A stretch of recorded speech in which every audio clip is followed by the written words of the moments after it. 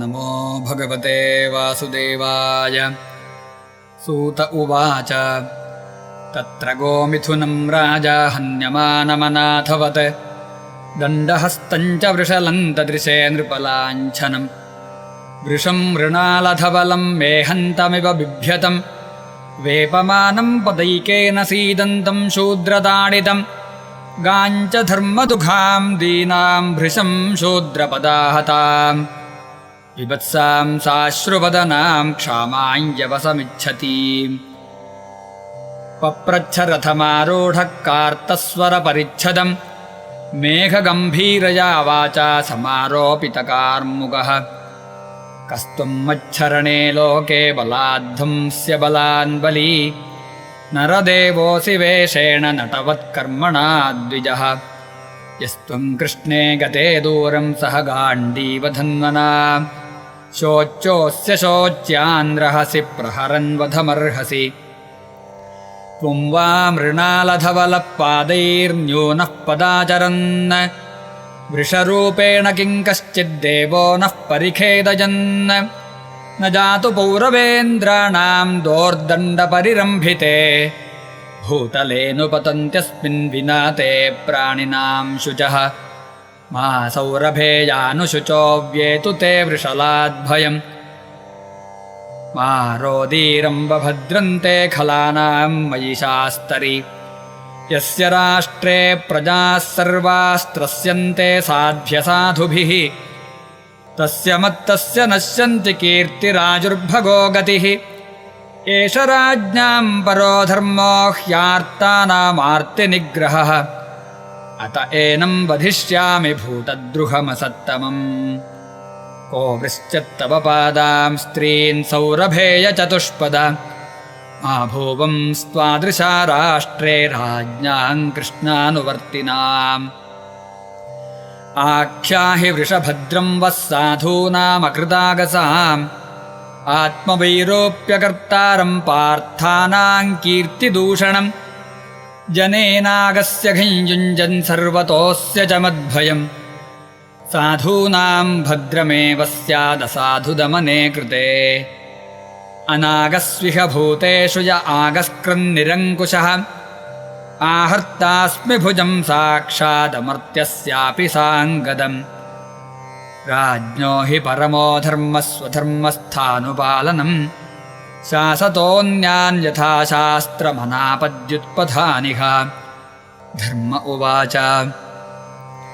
एतद्वः पाण्डवेयानां युक्तमार्ताभयं वचः येषां गुणगणैः कृष्णो दौत्यादौ भगवान् कृतः न वयं क्लेशबीजानि यतस्युः पुरुषऋषभ पुरुषन्तं विजानीमो वाक्यभेदविमोहिताः केचिद्विकल्पवसना आहुरात्मानमात्मनः दैवमन्ये परे कर्म स्वभावमपरे प्रभुम् अप्रतर्क्यादनिर्देश्यादिति केष्वपि निश्चयः अत्रानुरूपं राजर्षे विमृशस्व मनीषया सूत उवाच एवं धर्मे प्रवदति स सम्राड्द्विजसत्तम समाहितेन मनसा विखेदः पर्यचष्टतम् राजोवाच धर्मं ब्रवीषि धर्मज्ञधर्मोऽसि वृषरूपधृक् यदधर्मकृतस्थानं सूचकस्यापि तद्भवेत् अथवा देवमायाया नूनं गतिरगोचरा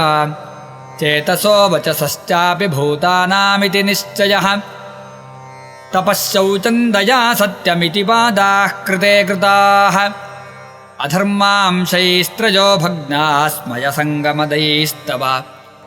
इदानीं धर्मपादस्ते सत्यं निर्वर्तयेद्यतः तञ्जिघृक्षत्यधर्मो यमनृतेनैधितः कलिः इयं च भूर्भगवता न्यासितोरुभरा सती श्रीमद्भिस्तत्पदन्यासैः सर्वतः कृतकौतुकां शोचत्यश्रुकला साध्वी दुर्भगे वोज्झिताधुना अब्रह्मण्या नृपव्याजाः शूद्रा भोक्ष्यन्ति मामिति इति धर्मं महीं चैव सान्त्वजित्वा महारथः निशातमाददे खड्गं कलये धर्महेतवे तञ्जिघांसुमभिप्रेत्य विहाय नृपलाञ्छनं तत्पादमूलं शिरसा समगाद्भजविह्वलः पतितं पादयोर्वीरः कृपया दीनवत्सलः शरण्यो नावधीच्छ्लोक्य आह चेदं हसन्निव राजोवाच न ते गुडाकेशयशोधराणां बद्धाञ्जलेर्वै भजमस्ति किञ्चित् न वर्तितव्यं भवता कथञ्चन क्षेत्रे मदीये त्वमधर्मबन्धुः त्वां वर्तमानं नरदेवदेहेष्वनुप्रवृत्तोऽयमधर्मपूगः लोभो नृतं चौर्यमनार्यमंहो ज्येष्ठा च माया कलहश्च दम्भः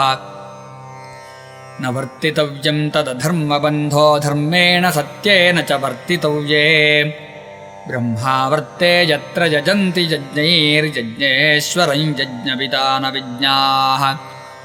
यस्मिन् हरिर्भगवानिज्यमान इज्यामूर्तिर्यजतां शन्तनोति कामानमोघान् स्थिरजङ्गमानामन्तर्बहिर्वायुर्वैष आत्मा सूत उवाच परीक्षितैव मादिष्टः सकलिर्जातवेपथुः तमुद्यतासि माहेदं दण्डपाणिमिवोद्यतम् कलिरुवाच यत्र क्वचन वत्स्यामि सार्वभौमतवाज्ञया लक्षजे तत्र तत्रापि त्वामात्तेषु शरासनं तन्मे धर्मभृतां श्रेष्ठस्थानं निर्देष्टुमर्हसि यत्रैव नियतो वत्स्य आतिष्ठं स्तेऽनुशासनं सूत उवाच अभ्यर्थितस्तदा तस्मै स्थानानि कलजे ददौ द्यूतं पानं स्त्रियः सूनायत्राधर्मश्चतुर्विधः पुनश्च याचमानाय जातरूपमदात् प्रभुः ततो नृतं मदं कामं रजो वैरञ्च पञ्चमम् अमूनि पञ्चस्थानानि ह्यधर्मप्रभवः कलिः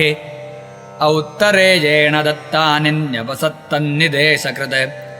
अधैतानि न सेवेत बुभूषुः पुरुषः क्वचित् विशेषतो धर्मशीलो राजा लोकपतिर्गुरुः वृषस्य नष्टां स्त्रीन् पादान् तपः शौचं दयामिति प्रतिसन्दध आश्वास्य महीञ्च समवर्धयत् स एषयेतर्ह्यध्यास्त आसनं पार्थिवोचितं पितामहेनोपन्यस्तं राज्ञारण्यं विवीक्षता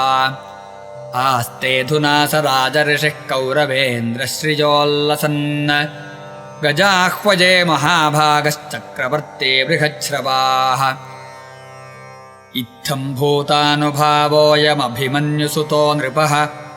यस्य पालयतः क्षोणे यूयं सत्राजदीक्षिताः इति श्रीमद्भागवते महापुराणे पारमहंस्यां संहितायां प्रथमस्कन्धे कलिनिग्रहो नाम सप्तदशोऽध्यायः सर्वत्र गोविन्दनामसङ्कीर्तनं गोविन्द गोविन्द।